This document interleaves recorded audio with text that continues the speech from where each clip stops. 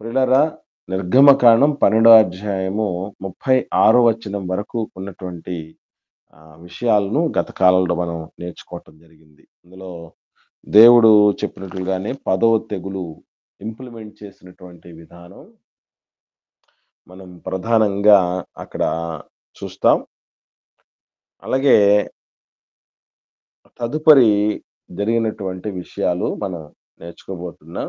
ఈ ప్రార్థనలో మనం అనుకున్నట్లుగా నిర్గమకాండం అనేటటువంటి ఆ పేరుకు సార్థకత చేకూరినటువంటి సందర్భం ఈరోజు మనం నేర్చుకోపోయేది. అంటే ఇశ్రాయేలీయుల యొక్క నిర్గమం గురించి, ఐగుప్తు దేశము నుండి ఆయన విడిచి వెళ్ళినటువంటి పరిస్థితి గురించి దేవుడు ఇక్కడ ప్రస్తావన చేస్తూ ఉంటున్నాడు. అదే మనం 12వ అధ్యాయంలో 37వ వచనం నుండి 42వ వచనం వరకు ఉన్నటువంటి వాక్య భాగాలను మనం నేర్చుకుందాం. నేను చదువుతున్నాను చూడండి. 37వ వచనం నుండి 42వ వచనం వరకు. అప్పుడు ఇశ్రాయేలీయులు రామసేసు నుండి సుక్కోతుకు ప్రయాణమైపోయిరి. వారు పిల్లలు గాక కాల్బలము 6,00,000 వీరులు. అనేకులైన అన్యజనుల సమూహమును, గొర్రెలు, ఎద్దులు మొదలైన పశువుల గొప్ప మందయు వారితో కూడా బయలుదేరెను. వారు ఐగుప్తులో నుండి తెచ్చిన పిండి ముద్దతో పొంగని రొట్టెలు చేసి కాల్చిరి. వారు ఐగుప్తులో నుండి వెళ్ళగొట్టబడి తడవు చేయలేకపోయిరి గనుక అది పులిసి ఉండలేదు. వారు తమ కొరకు వేరొక ఆహారమును సిద్ధపరచుకొని ఉండలేదు. ఇశ్రాయేలీయులు ఐగుప్తులో నివసించిన కాలము 430 సంవత్సరములు.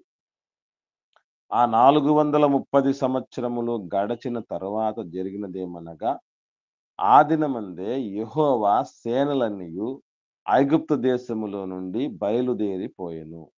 ఆయన ఐగుప్తు దేశములో నుండి వారిని బయటకు రప్పించినందుకు ఇది యెహోవాకు ఆచరింపదగిన రాత్రి. ఇశ్రాయేలీయులందరూ తమ తమ తరములలో యెహోవాకు ఆచరింపదగిన రాత్రి ఇదే. ఇవి ఈ నిర్గమకాండం 12వ అధ్యాయంలో 37వ వచనం నుండి 42వ వచనం వరకు ఉన్నటువంటి 6 వచనాల్లో ఉన్నటువంటి 6-7 వచనాల్లో ఉన్నటువంటి విషయాలు ప్రియులారా, ఇందులో ఏ డీటెయిల్స్ దేవుడు ఇస్తున్నాడు అనంటే, ఇశ్రాయేలీయులు ఎక్కడి నుండి ఎక్కడికి, ఎంతమంది, ఎవరెవరితో కలిసి ప్రయాణం అనేది చేశారు. ఈ డీటెయిల్స్ అన్నీ కూడా ఈ వచనాల్లో దేవుడు మనకు ఇస్తున్నాడు. సో వాటిని మనం వన్ బై వన్ ఆలోచన చేస్తే,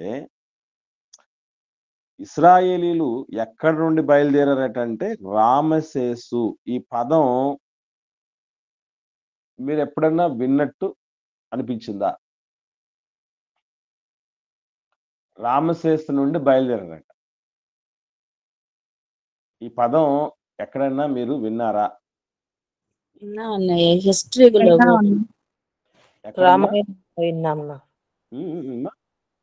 రామాయణంలో శ్రీరాముడు అని పేరు. పట్టణం అన్నది ఏమ్మా? ఇశ్రాయేల్ కట్టారన్న అదమ్మా, అది విషయం. ఇక్కడ ఇంకొకటి ఏంటంటే, ఈ రెండు ఒకసారి మొదటి అధ్యాయానికి వద్దాం. మొదటి అధ్యాయం 11వ వచనం ఒకటి చదవండి. నిర్గమకాండం మొదటి అధ్యాయం 11వ వచనం.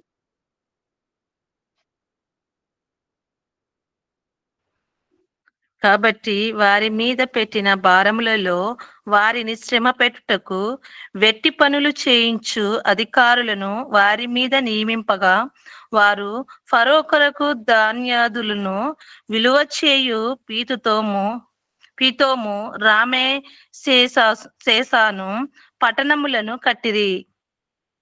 సో ఇక్కడ మనకు ఒక పదం కనపడింది. ఏమిటది? రెండు ఊర్ల పేర్లు కనపడుతున్నాయి. పీతోము, రామసేసు అను అన్న పదాలని కలిపి రాస్తూ రామసేసను అన్నారులేండి. ఇక్కడ రామసేసు అని ఉన్నారు. ఈ మనకు 12వ అధ్యాయంకి వస్తే ఏ పేరు ఉందండి? మొదటి అధ్యాయం 11వ వచనంలో ఉన్న ఆ పదం ఏదైతే ఊరు పేరు ఉందో వాళ్ళు బయలుదేరి వచ్చారని చెప్పారే, అక్కడ చెప్పబడినటువంటి మాట 12వ అధ్యాయంలో రామసేసు.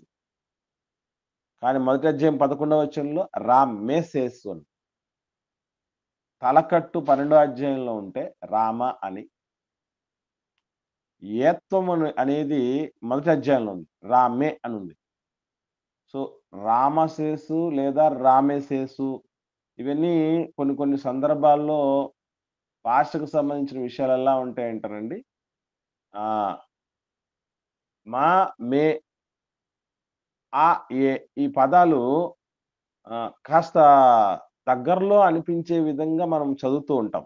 ఇప్పుడు చిన్నగా అర్థం కావటానికి కొన్ని మాటలు చెప్తాను. భాషలోకి ఎత్తాను. CAMERA ఏమవుద్దండి? చెప్పండి, పలకండి ఎవరన్నా. CAMERA ఏమవుతది?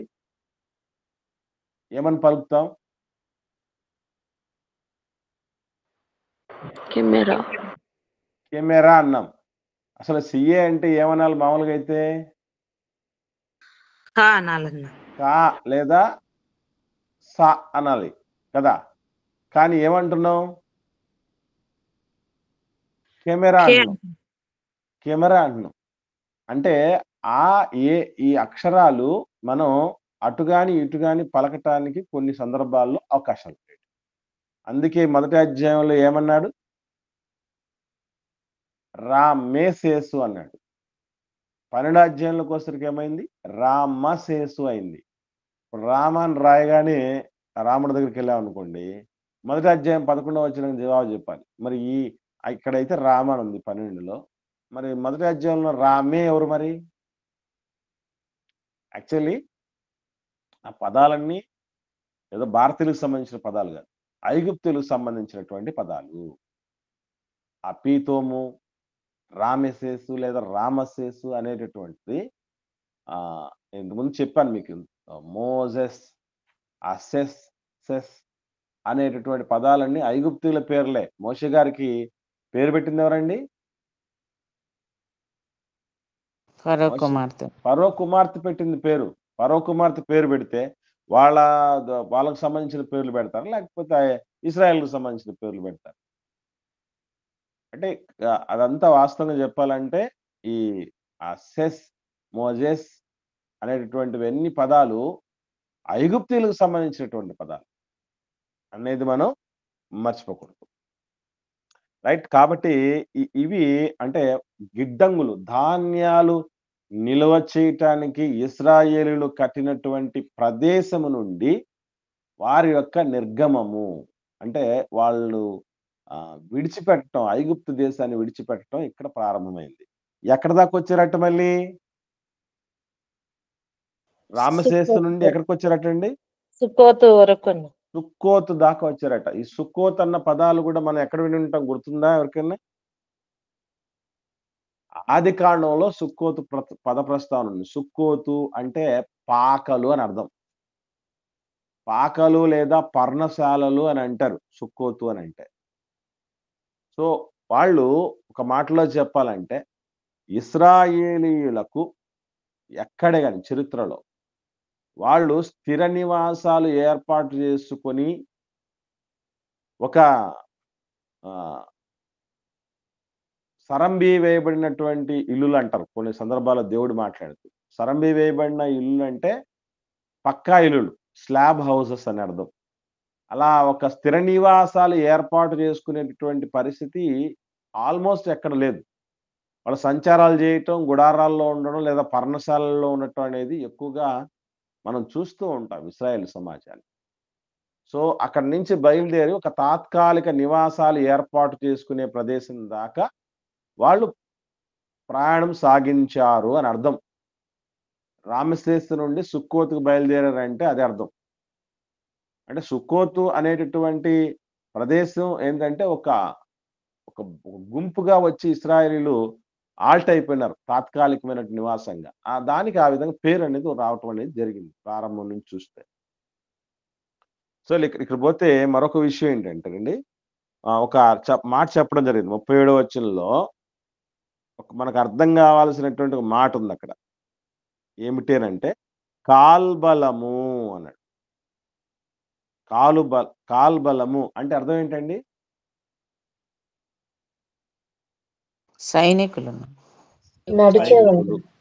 నడవగలిగిన వారు.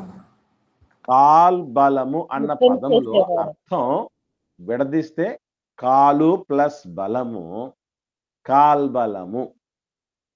అంటే నడవగటానికి కూడా శక్తి కావాలి. ఎందుకు? మరలా ఏ నడకది?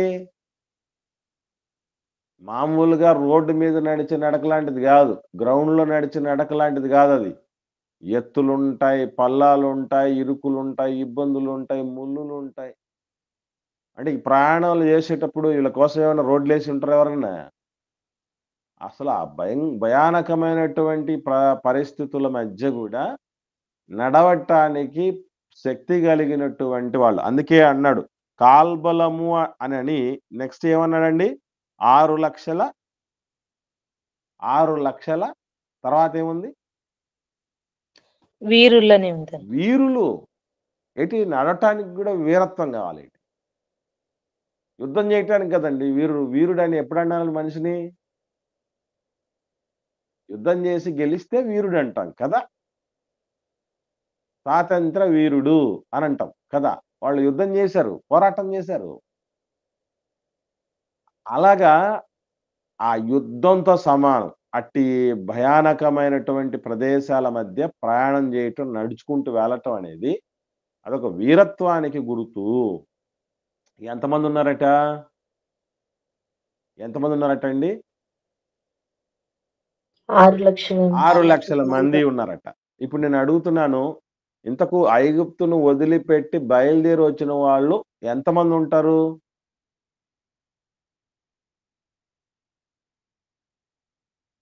6 లక్షల కంటే ఎక్కువనేనా? 6 లక్షల కంటే ఎక్కువ. అంటే 7 లక్షల లోపు ఉండొచ్చమ్మా? ఏమో చెప్పలేమన్నా. అంటే అందరితో కలిపి చెప్తున్నారంటే 22 లక్షలు అలా ఉండొచ్చు అంటున్నారు కదా సార్. ఒక చిన్న విషయం, ఒక చిన్న లెక్క.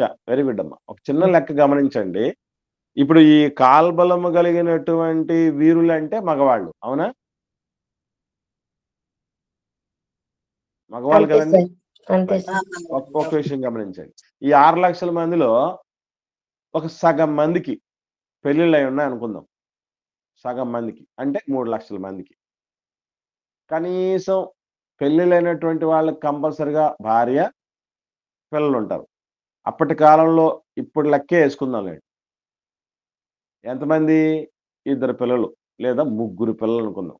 భార్య, 3 పిల్లలు. అంటే 3 లక్షల మంది యోధులకు ఇంటూ 4 అంటే ఒక భార్య, 3 పిల్లలు ఎంత అయింది?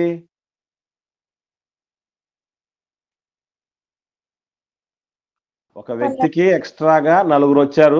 4 ఇంటూ 3 లక్షల మంది మొత్తం 12 లక్షల మంది అయ్యారు. అంతేనమ్మా? ఎక్స్ట్రాగా లెక్క అర్థమవుతుందా మీకు?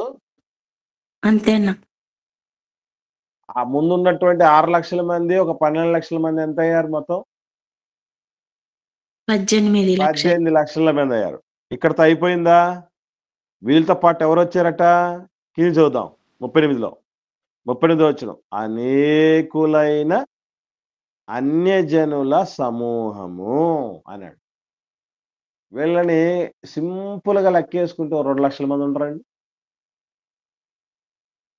ఆల్రెడీ వాళ్ళకు 18 లక్షలు, వీళ్ళొక 2 లక్షలు. అందుకే బయలుదేరి వచ్చినటువంటి వాళ్ళు ఐగుప్తు నుండి కనీసం 20 లక్షల మంది పైచిలుకు వాళ్ళు.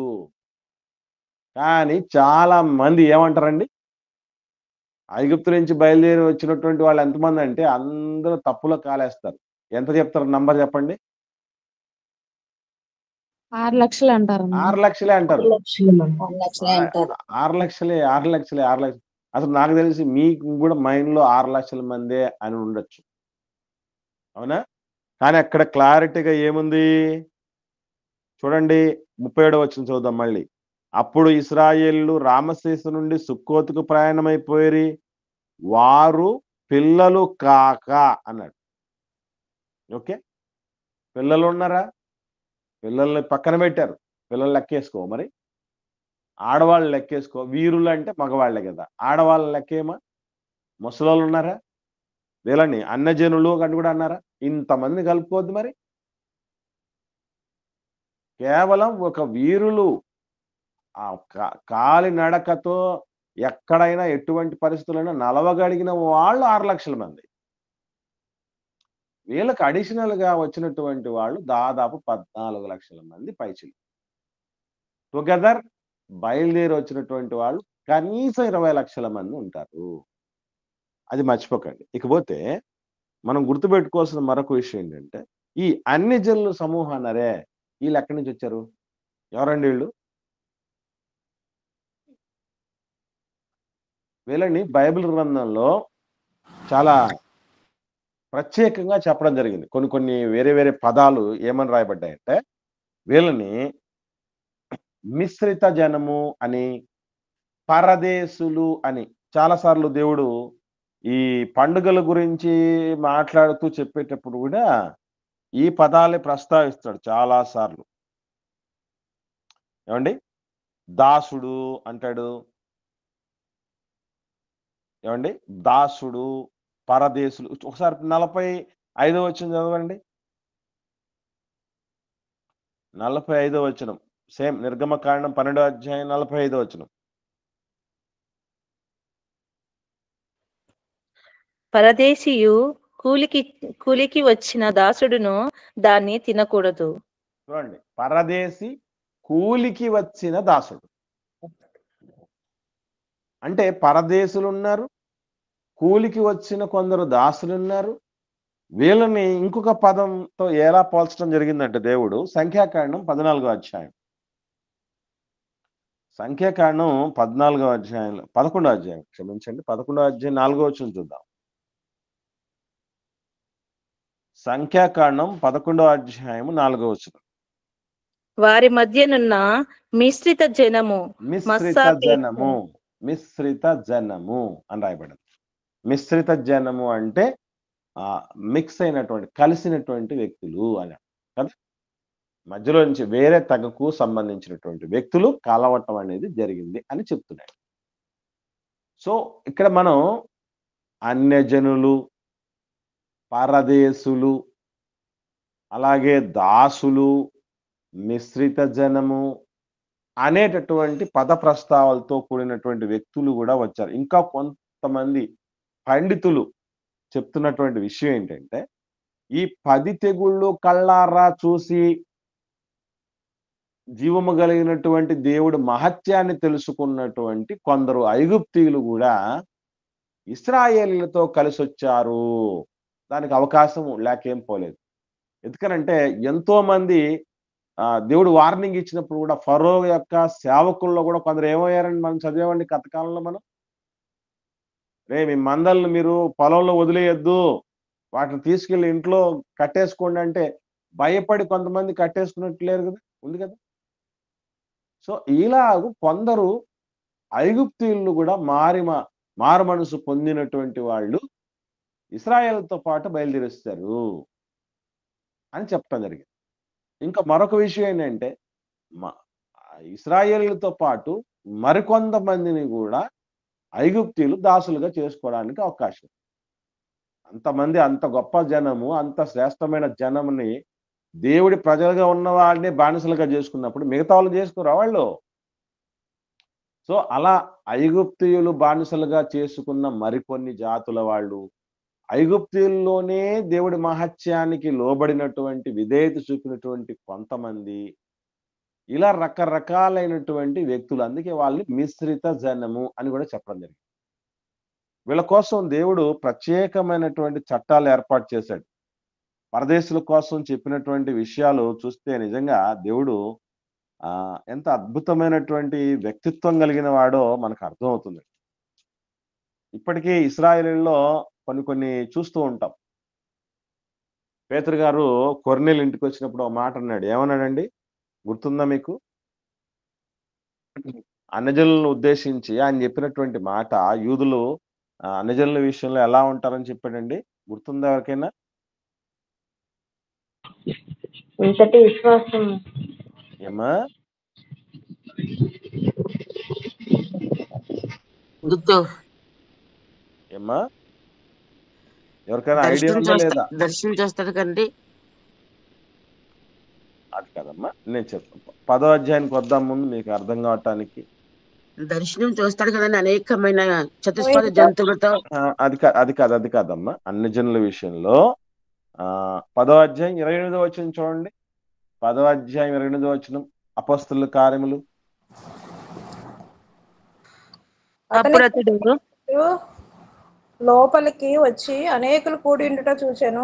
అప్పుడు అతడు అన్య జాతి వానితో సహవాసము చేయుటైనను అట్టి వారిని ముట్టుకొనుటైనను యూదునకు ధర్మం కాదని మీకు తెలియను. నేను అడుగుతున్నాను ఒక్క మాట, ఇది దేవుడి ధర్మశాస్త్రం చెప్పిన చట్టమా, లేకపోతే ఇశ్రాయేలీలే లేకుంటే యూదులే వాళ్ళకు వాళ్ళు ఏర్పాటు చేసుకున్న పారంపర్యమా? ఏమంటారు దీన్ని? దేవుడు ఏర్పాటు చేసిన చట్టమేనండి. అమ్మా, దేవుడు ఏర్పాటు చేసిన చట్టమేనా?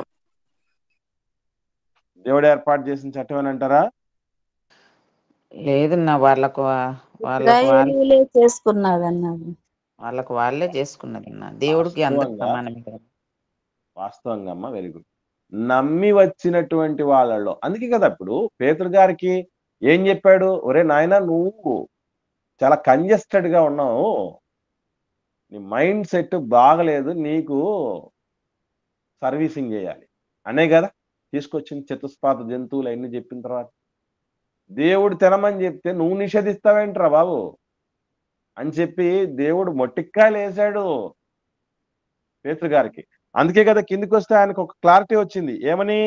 అయితే ఏ మనుష్యుడును నిషేధింపదగిన వాడని అయినను అపవిత్రుడైనని అయినను చెప్పకూడదని దేవుడు నాకు చూపించి ఉన్నాడు అన్నాడు. అసలు వాస్తవంగా చెప్పాలంటే పరదేశీ విషయంలో, అంటే మిశ్రిత జన విషయంలో, అన్య జాతి వాడి విషయంలో ధర్మశాస్త్రం ఏమని చెప్పింది తెలుసా? చూద్దాం ఒకసారి.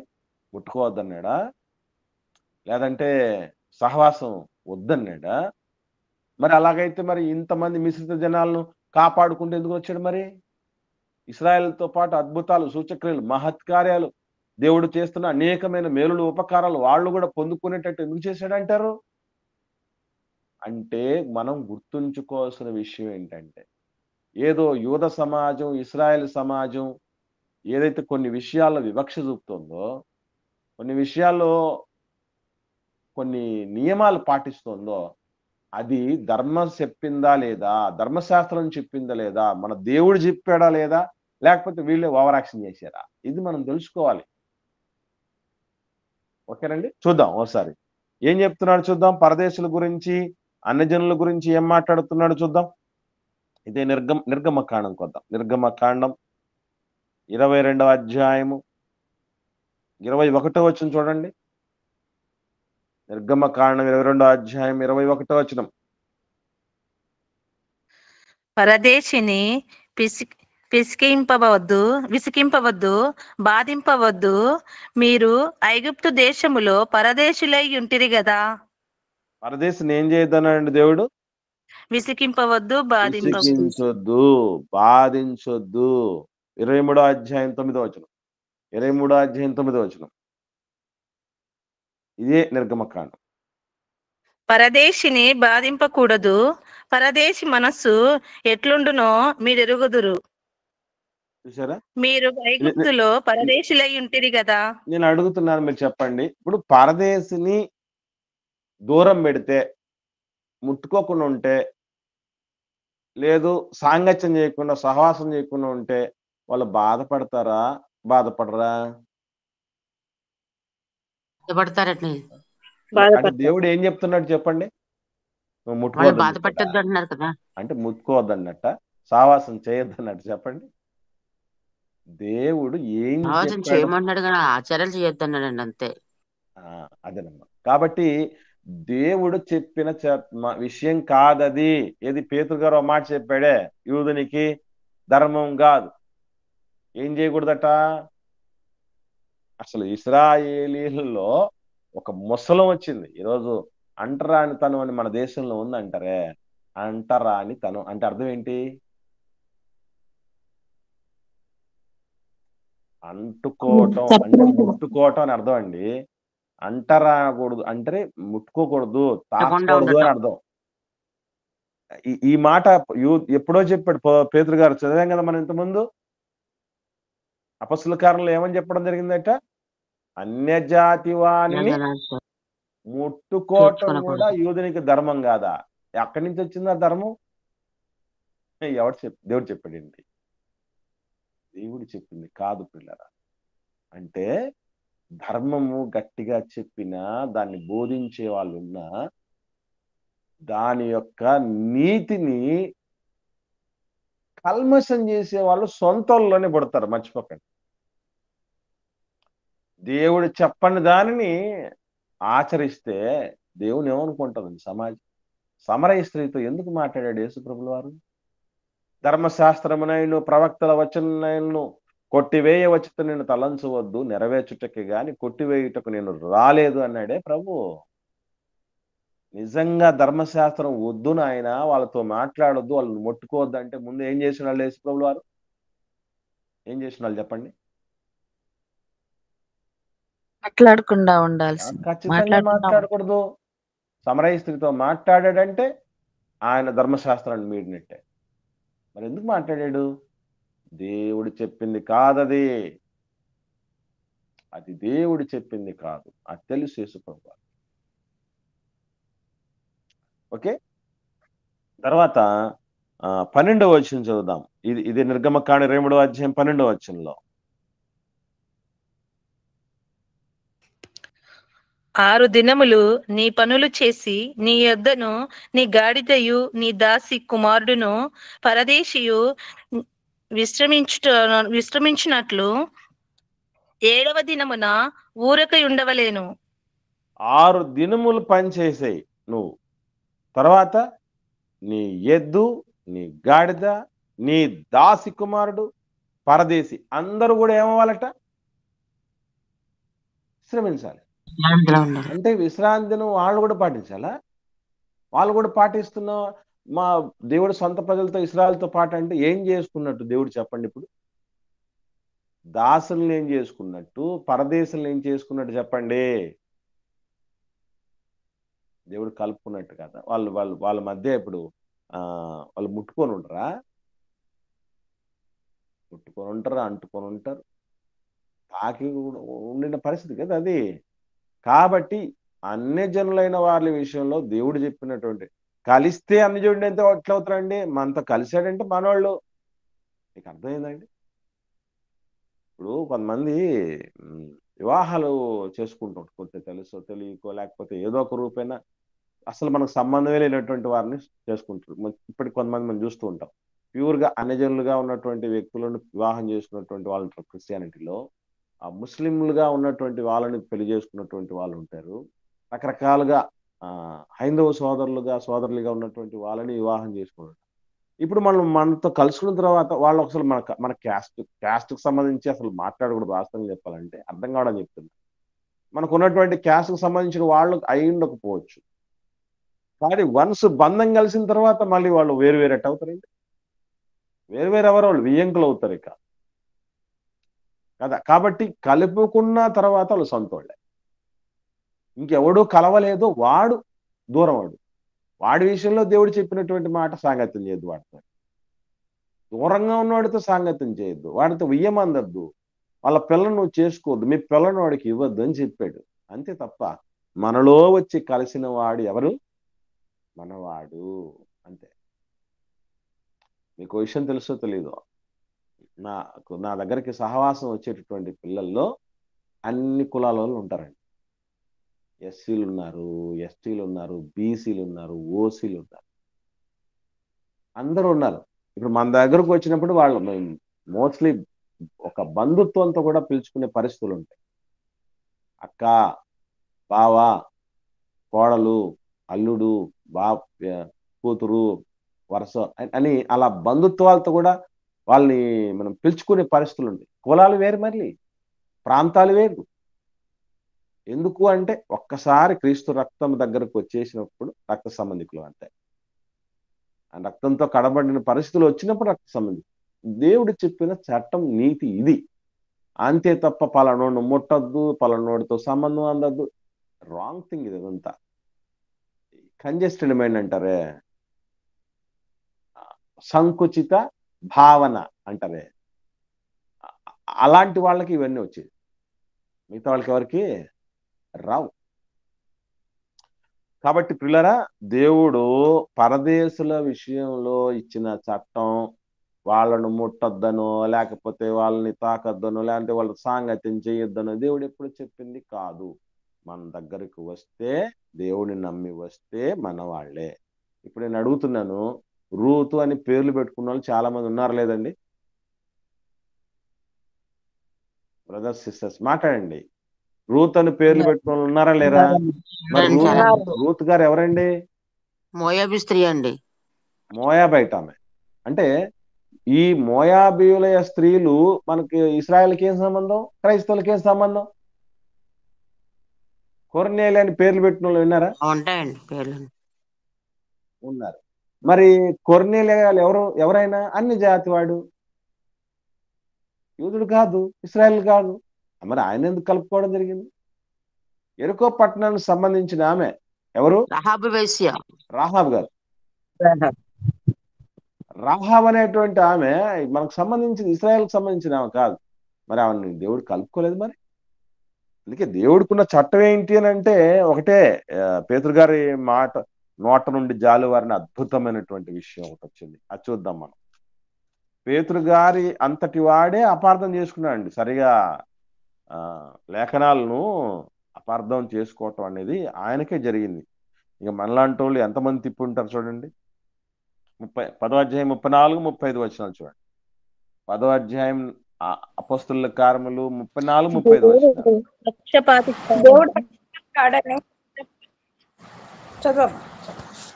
దేవుడు పక్షపాతి కాడని నిజముగా గ్రహించి ఉన్నాను. ప్రతి జనములోనూ ఆయనకు భయపడి నీతిగా నడుచుకొని వాణిని ఆయన అంగీకరించును. క్లారిటీగా చెప్తున్నాడు. దేవుడికి ఏం లేదటండి? పక్షపాతం లేదని ఇప్పుడు నేను గ్రహించానంటండి ఆయన.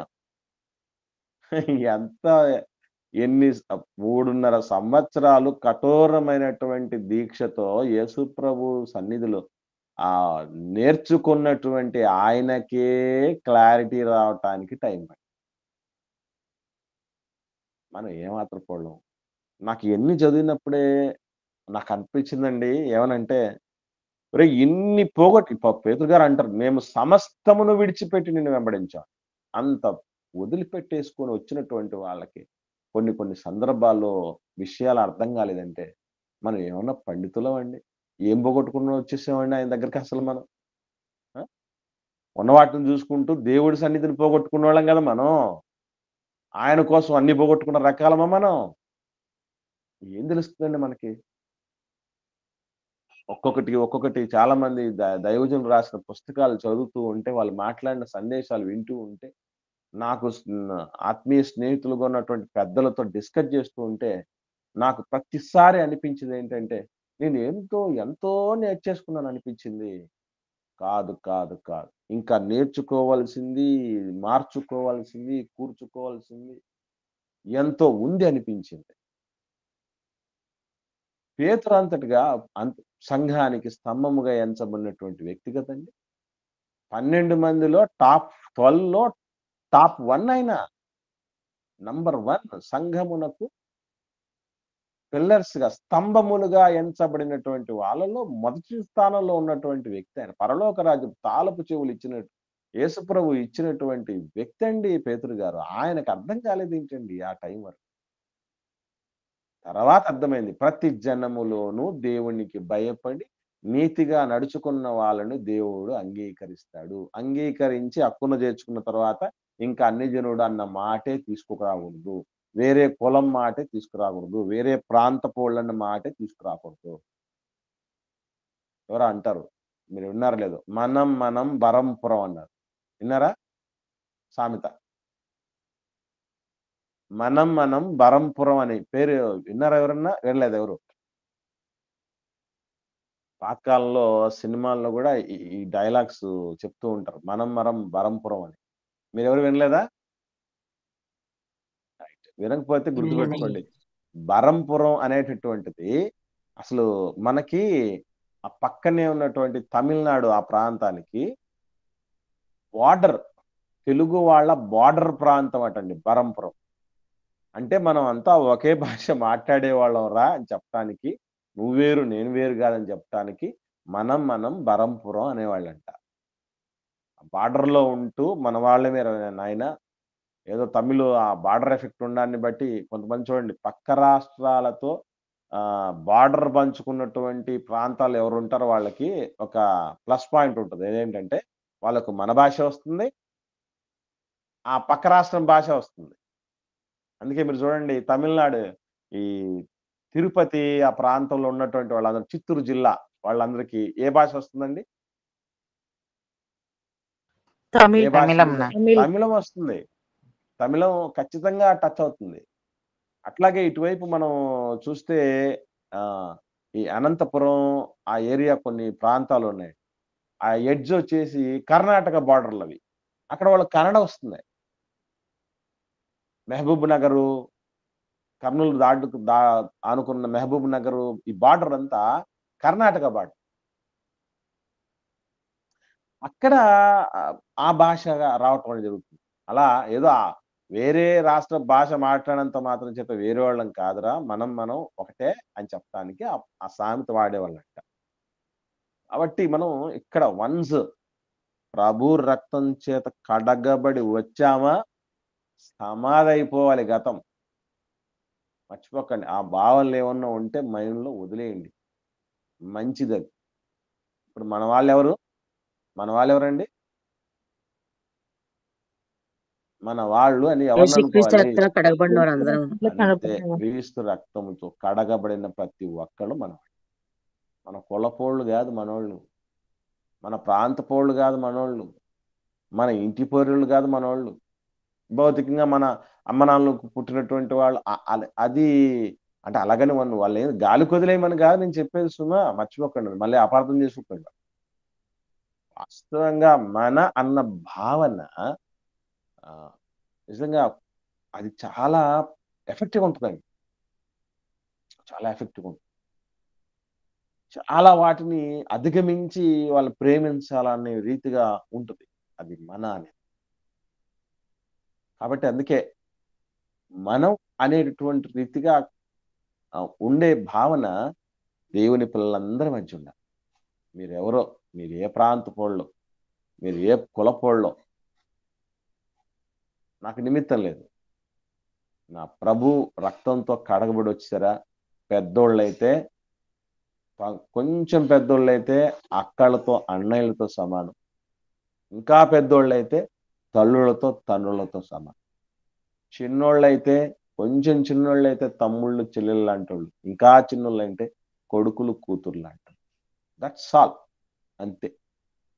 అంతకు మించి వేరే ఆలోచన చేయకూడదు. మీ కులం ఏంది, నా కులం ఏంటి, మీ ప్రాంతం ఏంటి, మా ప్రాంతమే. కొంతమంది అంటూ ఉంటారు బా అన్న మన కడపోడు.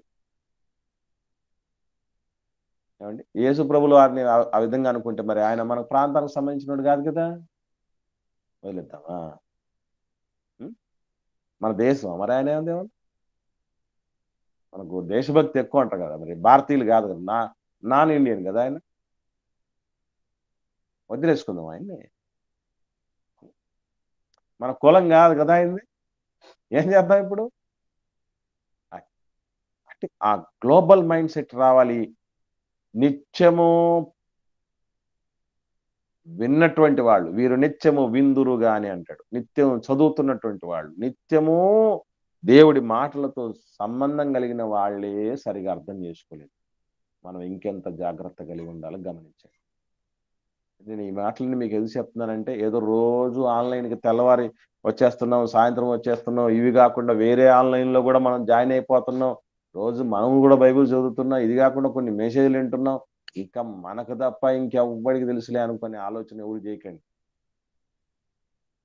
అసలు కొన్ని కొన్ని సందర్భాల్లో కొన్ని ప్రశ్నలు మనం అడుగుతున్నప్పుడు ఆగిపోతున్నావా లేదా? నేను ఆగిపోయాను ముందు. మీరు ఆగడానికి ముందు నేను ఎన్నో సార్లు ఆగాను చదువుతున్నప్పుడు, ఆలోచన చేస్తున్నప్పుడు. ఏంటి ఇది నాకు అందట్లేదు. అందలేనిపోయిన పరిస్థితుల్లో అదక్కడ, ఇక్కడ, అక్కడ, ఇక్కడ ఆలోచన చేసి అడుక్కోనో, చదువుకోనో, నేర్చుకోనో వచ్చే మీరు ఆగుతున్నారంటే మీకంటే ముందు నేను ఆగానని మర్చిపోకండి. ఇలా నేర్చుకుంటూనే పోవాలి. మహామహులకు సరిగా అందలాది దేవుడి గురించినటువంటి సత్యాలు, చట్టాలు. యోనా గారు మీకు తెలుసు కదా, యోనా గారిని ఏమని చెప్పడం జరిగిందంటే, యేసుప్రభు గారు కొత్త నిబంధనలకు వస్తే మత్తయి సువార్త 12వ అధ్యాయంలో యోనా కంటే గొప్పవాడు. గొప్పవాడే ఇక్కడ ఉన్నాడు. అంటే యోనా గారు ఎవరన్నమాట ఇప్పుడు? గొప్పవాడే కదండి మరి ఆయన. గొప్పవాడే. ఎంత గొప్పవాడు అనుకుంటున్నారు? యోనా అద్భుతాలు చేయలే, సూచక్రియలు చేయలేదు, మహత్కార్యాలు చేయలేదు, చచ్చిపోయిన వాడిని ఎవరిని లేపలేదు. జస్ట్ ప్రకటన చేస్తే 1,20,000 మంది జనాలు ఉంటే ఒక దేశంలో 1,20,000 మంది మారిపోయారు. That is the capacity of యోనా గారి కెపాసిటీ అది. సంవత్సరాల తరబడి, దశాబ్దాల తరబడి ఉంటాం, మన ఇంట్లో వాళ్ళే మన మాట వింటాం. అవునా? వాళ్ళతో దశాబ్దాల తరబడి ఉంటాం, కొన్ని 10 సంవత్సరాలుగా ఉంటాం, మన ఇంట్లో వాళ్ళే మన మాట వింటాం. నా సంఘపోళ్ళే నా దగ్గర మాట. చాలా మంది సేవకులు సంఘంలో ఉండే పిల్లలే మాట్లాడిన పరిస్థితి ఉంటే, వాళ్ళు ఎవరు ముక్కు ఇల్లుడు వచ్చి 40 రోజులు చెప్తే అయిపోతారా? అంత గొప్ప కెపాసిటీ ఉన్న యోనా గారు కూడా బొంగమూతి పెట్టుకొని, కోపు గీంచుకొని ఉన్నాడా లేదా? దేవుని అర్థం చేసుకున్నట్టేనా? అది నాట్ అన్ ఈజీ టాస్క్. దేవుడి యొక్క చర్యలు, దేవుడి యొక్క క్రియలు సంపూర్ణంగా తెలుసుకోవటం అంత సులభమైన విషయం కాదు పిల్లలు. ఇవన్నీ మీకు ఎందుకు చెప్తున్నానంటే, అన్యజనుల విషయములో దేవుడు ఫలానా ఆ విధంగా దూరం పెట్టమంటాడు, లేకపోతే తాకద్దంటాడు, సహవాసం చేయొద్దంటాడు అనేటటువంటి దాన్ని మనం ఎలా అర్థం చేసుకోవాలి? ఒక సూక్ష్మమైన ఉల్లి పొర లాంటి పొర ఏంటంటే, ఆయన దరి చేరితే ఎవడైనా సొంతుడైపోతాడు. ఆయన దరి చేరక, ఆయన అర్థం చేసుకోక సొంతోడిగా ఉన్నా వాడు పరాయుడైపోతాడు. మర్చిపోకండి. ఎందుకు బయలుదేరి ఐగుప్తులో నుంచి బయలుదేరి చేసి దేవుడే తీసుకొని వచ్చాడు కదా. తీసుకొచ్చిన దేవుడే ఏం చేశాడని చెప్పండి? దేవుడు ఏం చేశాడు? దాదాపు 20 లక్షల మంది పైన బయలుదేరి వస్తే ఎంతమంది కనాను చేరారని రాయబడిందండి? 2 అన్న. బయలుదేరి వచ్చిన వాళ్ళలో 2 అంటే మిగతా వాళ్ళందరూ ఏమైపోయారు చెప్పండి? అడవులో అరణ్యంలో అతమార్పోయారండి, రాలిపోయారు. రాలిపోయారు. అంటే ఇప్పుడు వీళ్ళు సొంతోళ్ళ కాదు మరి? ఏం చూస్తాడంటే నీతి కలిగిన వాడా కాదా, న్యాయం కలిగిన వాడా కాదా, విధేయుడా కాదా? That's all. ఆయన క్రైటీరియా అదే. మన క్రైటీరియాలు ఏముంటాయి? మన ప్రాంతమా కాదా, మన వంశమా కాదా, మన కులమా కాదా. కులాలే వద్దురా నాయన అంటే మళ్ళీ కులాల్లో కూడా మళ్ళీ ఏమేం చూస్తారు? మళ్ళీ దాంట్లో ఇదొక దరిద్రం. ఏం చూస్తారటండి? మీరు చెప్తారా, నన్ను చెప్పమంటారా? కులము చూస్తున్నారండి. ఆ కులములో కూడా మళ్ళీ ఉపకులాలు, కులములో కూడా మళ్ళీ ఉపకులాలు. పెంటలో కూడా పంట చూసుకోవడం అన్నమాట. ఇది అది తప్పు. చిన్న కాపులు ఇవ్వండి. అదనమాట, అది తప్పండి. కాబట్టి ఇదండి. ఇంకో విషయం ఏంటంటే, ఇందులో మనం ఒక ప్రశ్న ఉంది. ఇది క్వశ్చన్ గా మీకు ఈ ముందు పెట్టిన తర్వాత మనం ముందుకు సాగుదాం. మరలా వద్దాం. నిర్గమకాండంలో 12వ అధ్యాయంలో, నిర్గమకాండం 12వ అధ్యాయంలో మనం 37 వచనాలు, 38 వచనం అయిపోయింది కదా.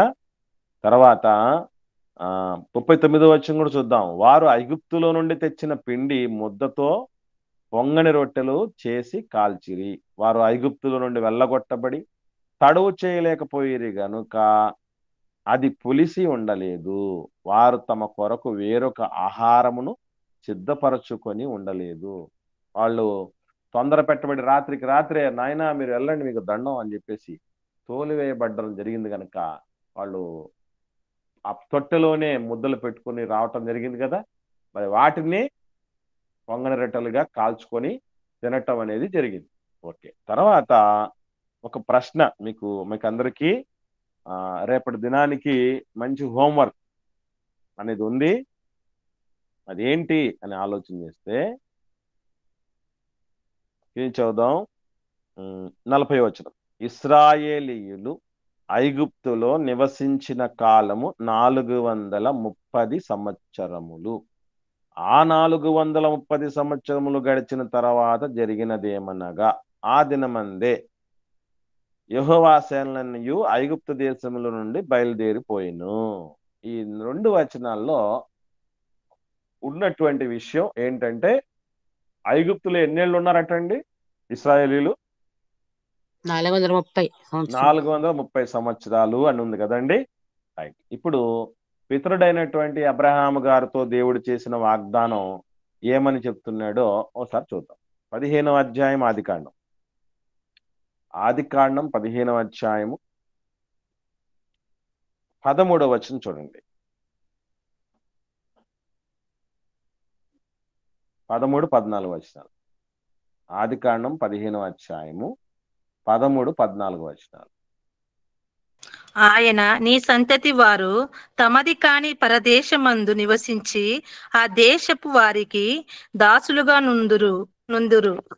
వారు 400 ఏండ్లు వీరికి శ్రమ పెట్టుదురు. వీరు చూడండి చాలమ్మా. ఇక్కడ ఏం రాయబడిందండి?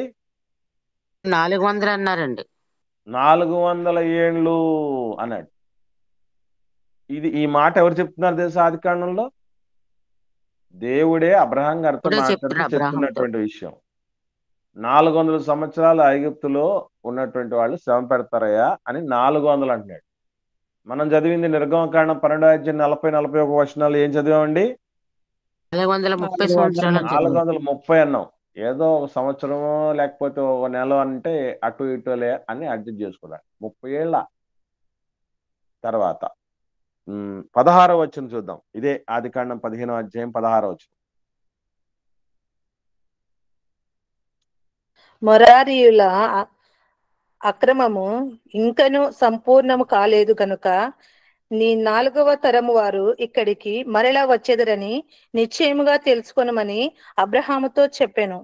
చూడండి, అమోరీయుల అక్రమము ఇంకనూ సంపూర్ణము కాలేదు గనుక నీ 4వ తరం వారు వస్తారు అన్నాడు. ఇప్పుడు నేను అడుగుతున్నాను, అంటే నీ 4వ తరం అని అంటే ఎట్లా వేసుకోవాలి? క్యాలిక్యులేషన్స్ లెక్కలు చెప్పండి. ఎవరికైనా ఐడియా ఉందా? నీ 4వ తరం అంటే యాకోబు, యోసేపు. ఇప్పుడు ఆ విధంగా వేసుకుంటే ఎన్ని తరాలు అయ్యాయి? అంటే 400 ప్లస్ ఇస్సాకు, యాకోబు, యోసేపు 4వ తరం అండి. 400 ప్లస్ అవుతుంది. ఇప్పుడు నేను అదే అడుగుతున్నాను. తరము, నీ 4వ తరము అంటే ఆయనతో మొదలెయ్యాలా లేకపోతే ఆయన తర్వాత తరంతో లెక్కేయాలా అనేది మనకు ఒక క్లారిటీ ఉండాలి. అదేనమ్మా, వెరీ గుడ్, అది కరెక్టే. ఆయనతో లెక్కేసుకో. లేకపోతే 4వ తరం అనేది ఎలా మనం సరిపోల్చగలం?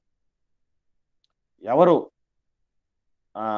అక్కడికి రావటం జరిగింది? 4వ తరం వాళ్ళు బయటకు వస్తారన్నాడు కదా, 4వ తరం వాళ్ళు అక్కడికి వెళ్తారన్నాడు కదా.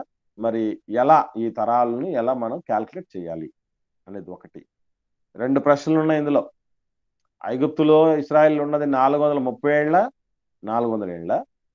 తర్వాత 4వ తరం వారు అక్కడికి వెళ్తారని చెప్పాడు కదా ఐగుప్తు దేశంలోనికి. మరి ఇది ఎలా, ఎక్కడి నుంచి ఎలా మనం కనెక్ట్ చేసుకోగలగాలి అనేది ఒకటి. ఇకపోతే ఆది కాండంలో ఏదైతే దేవుడు చెప్పాడో అది అపోస్తలుల కార్యంలో కూడా కనబడుతుంది మనకి. 7వ అధ్యాయం 6వ వచనం చూద్దాం. ఈ స్టెఫెన్ గారి ప్రసంగంలో కూడా ఈ ఆది కాండంలో చెప్పిన 400 సంవత్సరాల ప్రస్తావనే ఆయన కూడా చెప్తాడు.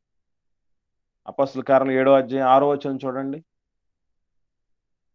అయితే దేవుడు అతని సంతానము అన్య దేశమందు పరవాసులు అందరనియు ఆ దేశస్థులున్నారు 100 సంవత్సరముల మట్టుకు వారిని దాస్యమునకు లోపరుచుకొని బాధ పెట్టుదురనియు చెప్పెను.